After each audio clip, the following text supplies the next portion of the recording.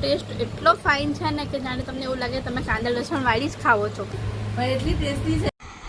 Hello મારી YouTube family, સ્વાગત છે તમારા મારા મિની વ્લોગમાં. તો રહી બટ મારી મિની રેસીપીમાં. તો આજે આપણે બનાવવાના હતા વેજીટેબલ બિરયાની. તો ચાલો જોઈએ કઈ રીતે બને છે, પ્લસ તમે આગળ મારા ફેમિલી મેનુ રિવ્યૂ સાંભળ્યું એ શું છે એ જાણવા માટે તમારે મારી રેસીપીને એન્ડ સુધી જોવી પડશે. તો આપણે ફર્સ્ટ ઓફ રાઈસને બોઇલ કરી લે છે અને વેજીટેબલ્સને ચોપ કરી લે છે. વેજીટેબલ્સ તમે તમારા અકોર્ડિંગ એડ કરી શકો છો.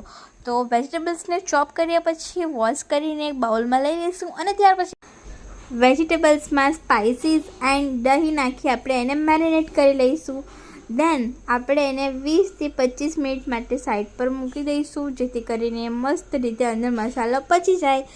ધ્યાન આપણે બિરયાની પોટ લઈ લીધું છે, એની અંદર તેલ એડ કરી, તેલ ઘી એડ કરીને, ખડા મસાલા વગેરે એડ કરીને આપણા વેજીટેબલ્સ છે એને અંદર એડ ઓન કરી દઈશું, જેથી કરીને મસ્ત રીતે વેજીટેબલ્સ ચડી જાય.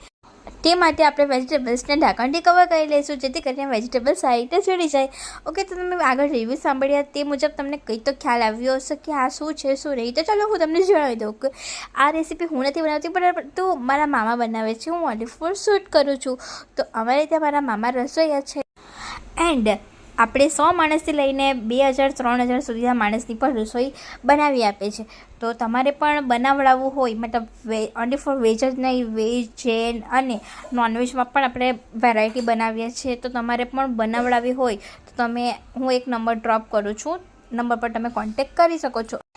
ખરેખર આ બિરયાની બહુ જ ટેસ્ટી હતી. તમે મારા રિવ્યૂ સાંભળો. બિરયાની એટલી ટેસ્ટી છે, કાંદા લસણ વગરની છે, પણ એવું લાગે છે અંદર કાંદા લસણ છે. આજે બનાવી છે વેજ બિરયાની, પણ એટલી ટેસ્ટી છે, કાંદા લસણ વગરની છે, પણ મસ્ત છે. ગાઈઝ, આજે અમે વેજીટેબલ બિરયાની ટેસ્ટ કરી, જે કાંદા લસણ વગરની છે. બટ તમે ખાશો ને તો તમને એવું લાગશે જ નહીં કે જે કાંદા લસણ વગરની છે. તમને એવું જ ફીલ થશે કે આ કાંદા લસણ વાળી જ તમે ટેસ્ટ કરો છો. તો તમારે પણ બિરયાની બનાવડાવી હોય યા ફિર તમને આના વિશે કંઈ વધારે ડિટેલ્સ જોઈતી હોય તો એના વિશે તમને એક મોબાઈલ નંબર ડ્રોપ કરીશ, તેનાથી તમે કોન્ટેક્ટ કરી શકો છો. લોકેશન રહેશે અમારું પલસાણા, તળાજ પલસાણાનું રહેશે.